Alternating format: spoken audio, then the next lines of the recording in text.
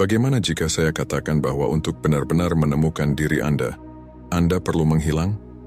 Ini bukan tentang melarikan diri atau menghilang begitu saja, tapi tentang mundur dari kebisingan, mundur dari gangguan dan ekspektasi yang telah menyita waktu dan perhatian Anda. Apa yang saya maksudkan adalah keputusan yang sengaja dan tenang untuk fokus pada diri sendiri, dengan cara yang terasa aneh di dunia saat ini. Beberapa tahun yang lalu, saya merasa tersesat. Mungkin Anda juga merasakannya. Saya bangun setiap hari merasa seperti berada di atas treadmill, terus bergerak tetapi tidak pernah mencapai tujuan. Di antara pekerjaan, media sosial, dan kejaran tanpa akhir untuk mengikuti tren, saya merasa terputus dari diri saya sendiri. Saya tenggelam dalam ekspektasi yang bahkan bukan milik saya. Suatu malam, saat saya menggulir ponsel tanpa tujuan, saya mendapati diri saya membandingkan hidup saya dengan orang-orang yang bahkan tidak saya kenal. Keberhasilan dan kebahagiaan mereka membuat saya merasa lebih kecil. Saat itu, sebuah pertanyaan muncul dalam pikiran saya. Hidup siapa yang saya jalani? Saya menyadari bahwa saya telah hidup untuk orang lain, mengejar persetujuan, berusaha mencari validasi, dan membentuk diri saya menjadi apa yang saya kira seharusnya. Itu bukan hanya melelahkan, tapi juga menyiksa. Maka, saya membuat pilihan. Saya tidak mengumumkan atau menjelaskan kepada siapapun. Saya tidak meminta izin atau persetujuan. Saya hanya mulai menarik diri sedikit demi sedikit. Saya berhenti mengakses media sosial selama seminggu. Saya mulai menulis jurnal setiap pagi. Bukannya memeriksa pemberitahuan saya. Saya mulai menyisihkan waktu untuk merenung tentang siapa saya dan apa yang saya inginkan, bukan untuk orang lain, tetapi untuk diri saya sendiri. Pada awalnya, itu terasa aneh. Keheningan itu tidak nyaman, hampir mengganggu. Namun seiring waktu saya mulai mendengar sesuatu yang sudah lama tidak saya dengar, suara saya sendiri. Keputusan untuk menghilang dengan cara yang paling tenang dan penuh perhatian itu mengubah hidup saya. Ini bukan tentang meninggalkan tanggung jawab saya atau lari dari dunia, tapi tentang menciptakan ruang untuk menemukan kembali diri saya. Dan itu yang ingin saya bagikan dengan Anda hari ini. Ini bukan hanya cerita tentang saya, tetapi tantangan untuk Anda. Jika Anda merasa tersesat, kewalahan, atau terjebak dalam pola hidup Anda, menghilang mungkin adalah hal yang tepat untuk Anda agar bisa berubah. Di akhir perjalanan ini, Anda akan menyadari bahwa menghilang bukan berarti bersembunyi. Ini tentang mundur sejenak agar bisa melangkah maju dengan tujuan. Ini tentang mematikan kebisingan untuk mendengarkan apa yang benar-benar penting. Jadi, apakah Anda siap untuk mengambil langkah pertama? Sebelum kita mulai, pastikan untuk subscribe dan aktifkan tombol notifikasi agar tidak ketinggalan video-video hebat lainnya. Mari kita mulai. Mengapa hidup terasa begitu-begitu saja? Mengapa rasanya apapun yang kita lakukan kita tidak pernah maju? Saat ini, sangat mudah merasa terjebak. Setiap hari adalah tarik ulur yang konstan antara tanggung jawab, ekspektasi, dan gangguan. Anda bangun sudah merasa tertinggal, berusaha mengejar pesan, email, dan tenggat waktu.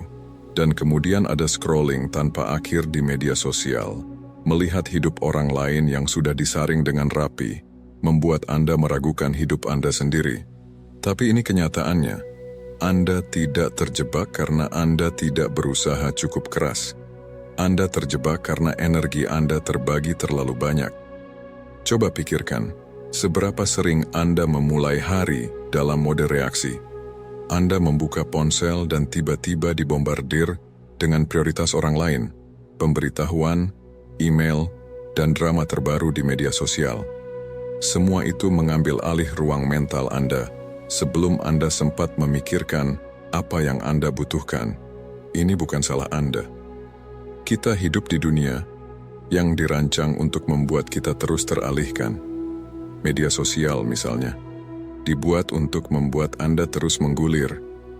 Setiap like, komentar, dan tampilan fit lainnya adalah pemicu yang memberi Anda rasa bahagia sementara, tetapi pada akhirnya membuat Anda merasa lebih kosong.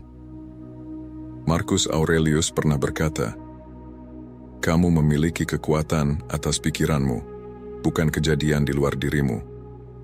Sadari ini dan kamu akan menemukan kekuatan. Tapi bagaimana Anda bisa mengendalikan itu ketika pikiran Anda terus-menerus dibanjiri kebisingan? Masalahnya bukan hanya gangguan itu sendiri, tetapi apa yang mereka curi dari Anda. Setiap kali Anda membandingkan hidup Anda dengan orang lain, Anda kehilangan sedikit visi Anda. Setiap kali Anda berkata ya pada sesuatu yang tidak benar-benar Anda pedulikan, Anda berkata tidak pada sesuatu yang bisa jadi berarti bagi Anda. Hidup mulai terasa terjebak karena Anda tidak hidup dengan tujuan. Alih-alih menjadi pencipta cerita Anda menjadi peserta pasif. Akibatnya Anda merasa kewalahan, bekerja terlalu keras dan terputus dari hal-hal yang benar-benar penting. Dan bukan hanya gangguan yang menghalangi tapi juga ekspektasi. Masyarakat sering memberi kita aturan tak tertulis. Pada usia ini Anda seharusnya sudah memiliki pekerjaan ini. Pada usia itu Anda harus sudah memiliki rumah atau hubungan ini. Ketika Anda tidak mencapai ekspektasi tersebut, meskipun itu mungkin sepenuhnya tidak relevan, Anda bisa merasa gagal. Tapi bagaimana jika masalahnya bukan karena Anda gagal, melainkan karena Anda mengejar tujuan yang salah? Mari kita lihat pikiran kita seperti taman. Ketika dibiarkan begitu saja, gulma keraguan diri, gangguan, dan tekanan sosial akan tumbuh tak terkendali, merusak kebahagiaan dan kepuasan kita. Semakin lama Anda membiarkannya tumbuh, semakin sulit melihat apa yang ada di bawahnya. Tapi kabar baiknya adalah Anda bisa mengambil kendali. Langkah pertama adalah menyadari bahwa hidup yang Anda jalani tidak sepenuhnya milik Anda. Itu adalah kumpulan ekspektasi, perbandingan, dan kebiasaan yang Anda warisi tanpa bertanya. Anda tidak perlu terus hidup seperti ini. Anda tidak perlu tetap terjebak. Namun untuk berubah, Anda harus melakukan sesuatu yang radikal, menjauh dari kebisingan, berhenti bereaksi terhadap dunia di sekitar Anda, dan mulai mendengarkan dunia dalam diri Anda. Apa artinya menghilang?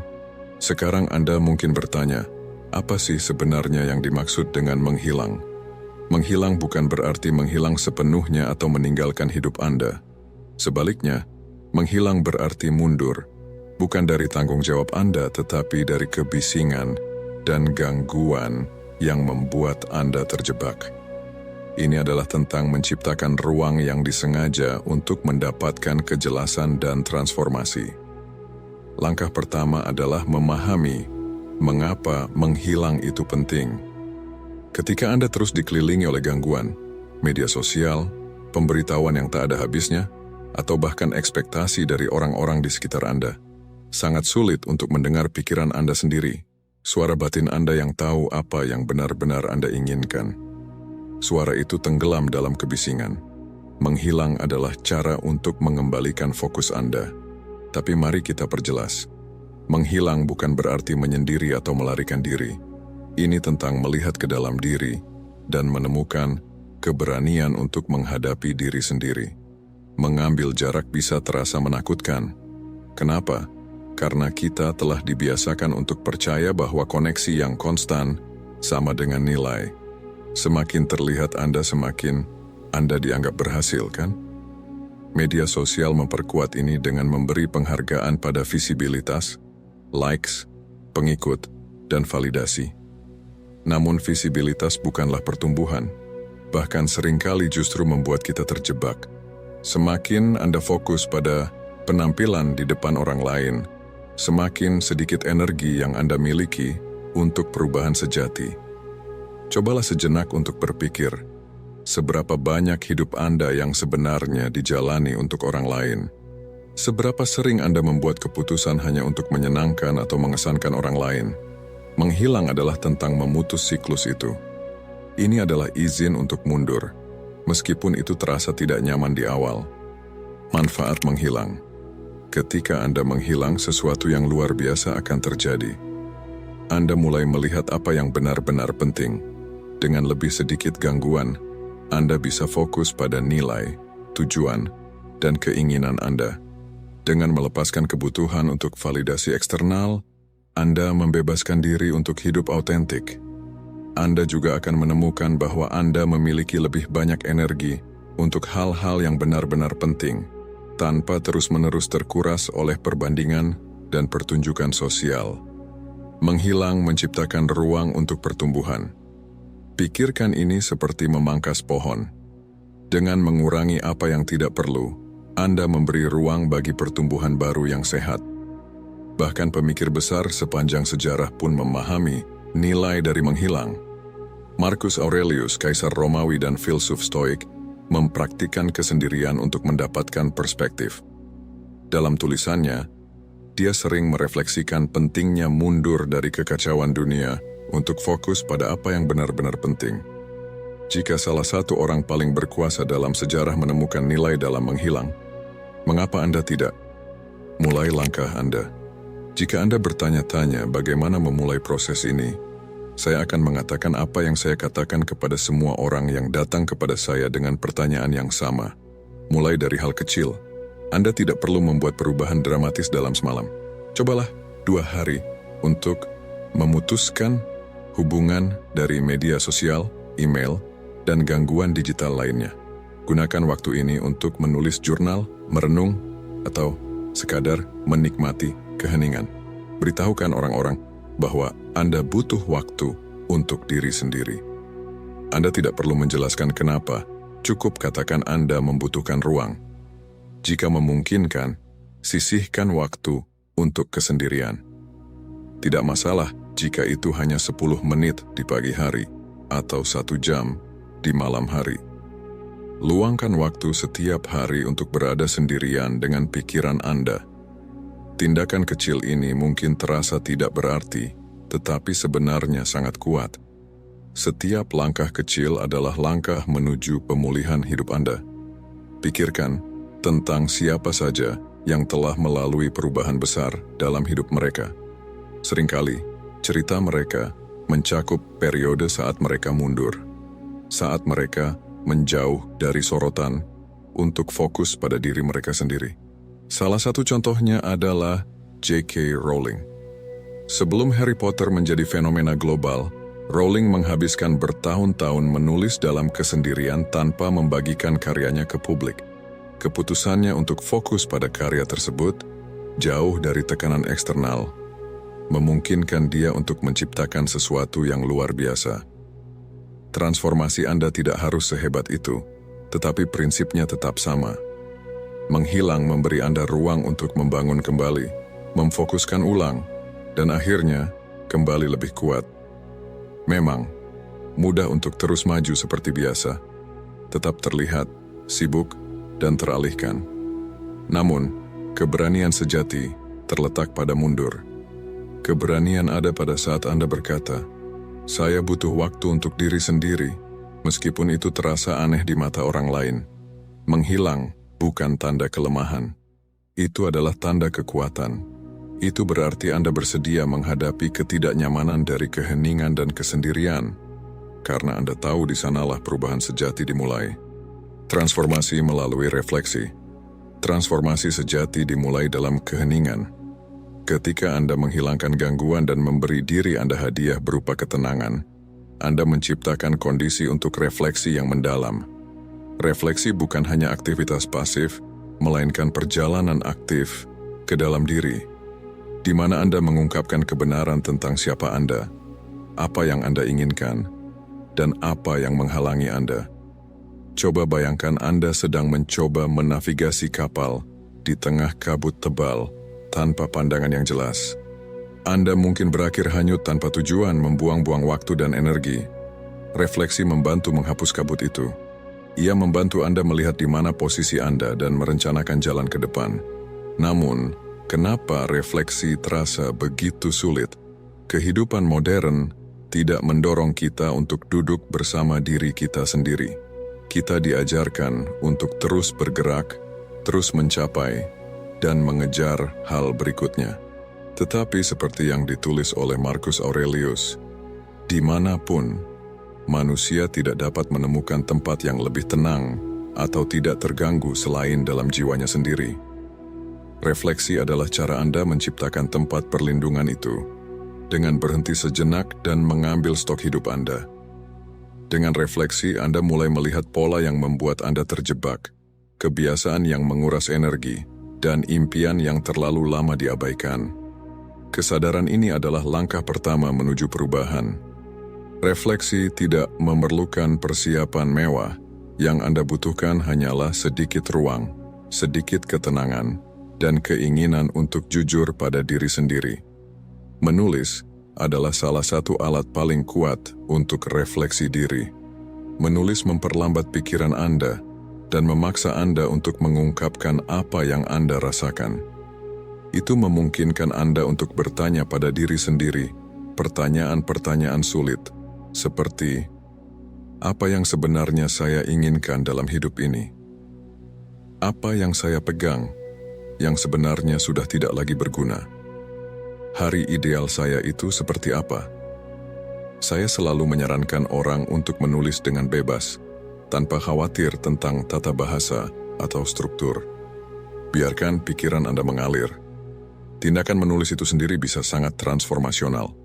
Meditasi juga bisa menjadi alat hebat untuk refleksi. Meditasi bukan tentang mengosongkan pikiran, tetapi tentang mengamati pikiran Anda. Duduk dalam keheningan selama 5-10 menit, fokus pada napas Anda.